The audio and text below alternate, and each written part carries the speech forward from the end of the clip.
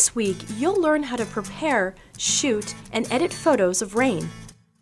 Adorama TV presents Take and Make Great Photography with Gavin Hoey, where you'll learn how to take stunning photos and then polish them in post-production. Here's your host, Gavin Hoey.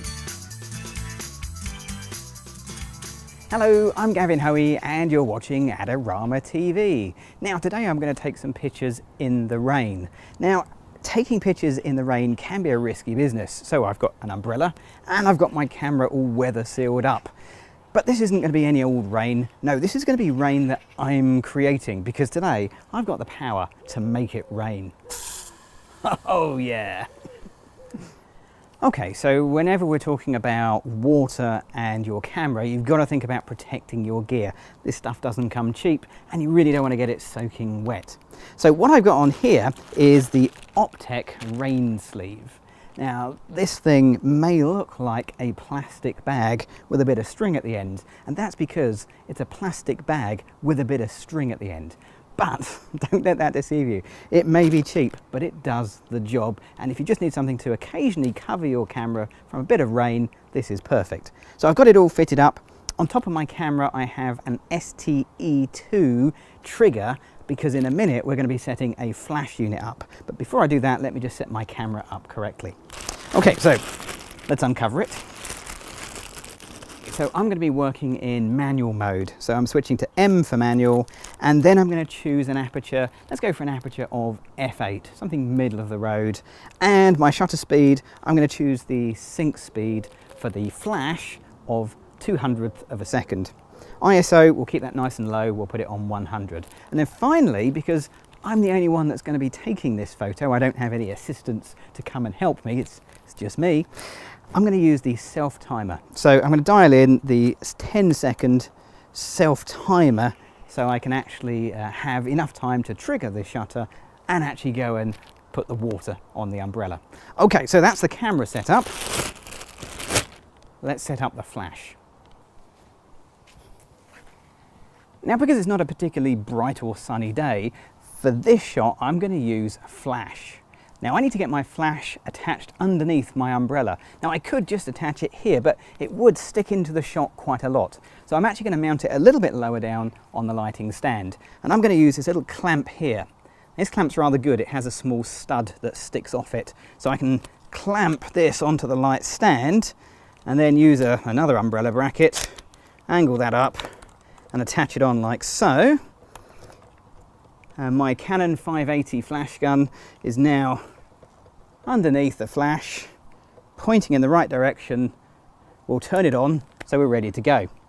One last thing to do, and that's to protect the flash. So I've got what looks like a plastic bag, because yes, this really is a plastic bag.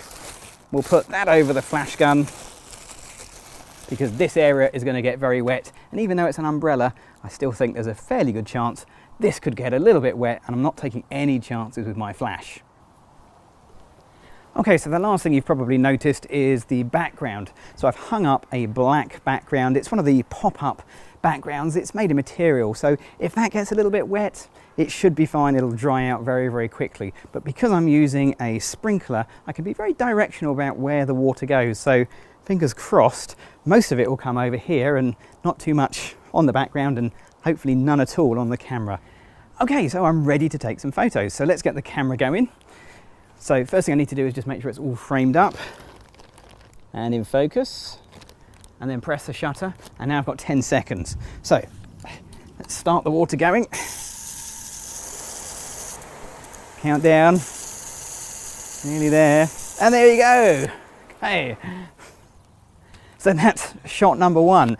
As you can see, it's got a nice look to it. I can see all the individual drops of water. They've been frozen by the flash, and that looks pretty good. But the best thing to do right now is do it again, because you often find this works better on the second or third picture because you've got more rain coming off your umbrella. Let's go for it now.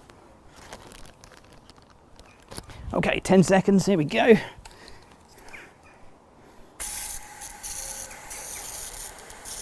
Start the water.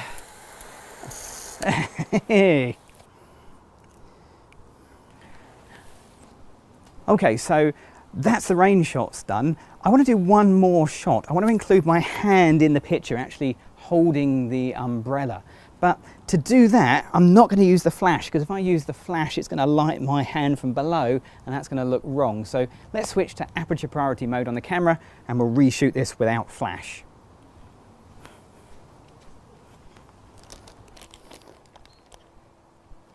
Okay, so here goes. Just get in there, 10 seconds, counting down. Come in, put my hand into the shot. So hopefully there shouldn't be a flash this time because I've switched the unit off. Bingo, there we go. So there's a picture of me holding the umbrella, and also we've got a picture of the water coming off the umbrella. All I need to do now is to use Photoshop to combine those two images together, and that's what we're going to do right now. Okay, so here I am inside of Photoshop CS6, and I've got the two images that I want to join together. So let me open up the first one, and we'll open it up here in Adobe Camera Raw, because of course it was a raw photo.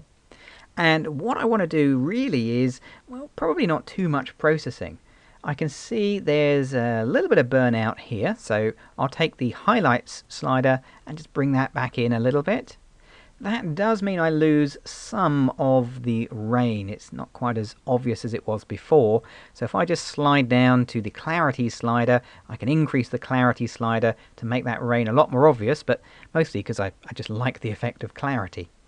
Okay, so we'll really push the clarity quite high. I think the blacks need to be a little bit deeper. So I'll take the black slider and reduce those down so we have a nice deep black in there somewhere. And finally, I'm going to take away the colour because there's not really much colour in this image. It is basically a monochromatic image. So if I take the saturation slider, take it all the way down to -100, and that's my picture done. Right, let's click on the open image and we'll go and process the second picture. So let's open that one up into Adobe Camera Raw. Now this time, just to make life a bit quicker, I'm going to do the same processing effect by clicking on the little fly out menu. It is tiny, but there's a button for it here in the right hand side of Adobe Camera Raw, and from that fly out I'm going to choose previous conversion. Now that'll apply the same basic conversion that I did to the main picture, but this time I'm really only looking at my hand, and it looks a little bit underexposed to say the least, so I think we need to bring the exposure up a wee bit on that one.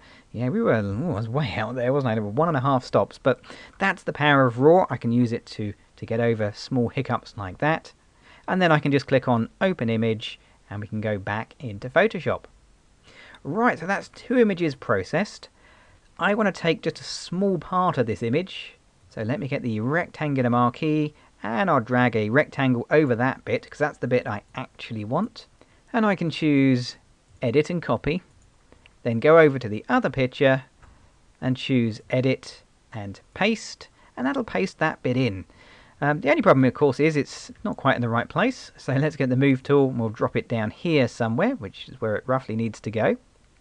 So you can see there's a distinct edge between the first picture with the water and then the second one with my hand, because there's no water on it. So to get that water to come through, I'm going to change the layer blending mode.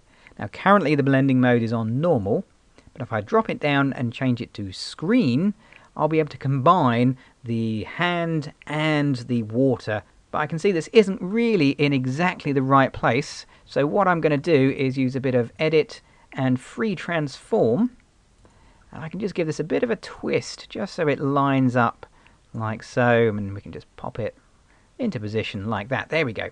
Okay, we'll click the tick.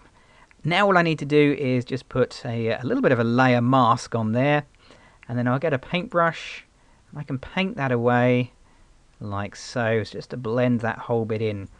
So let's just go blend in the handle like that.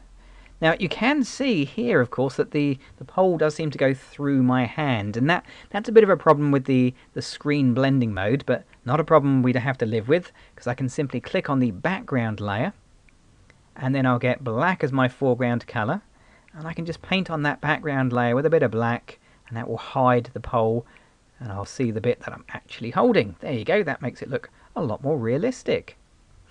Okay, last thing to do is just one little crop.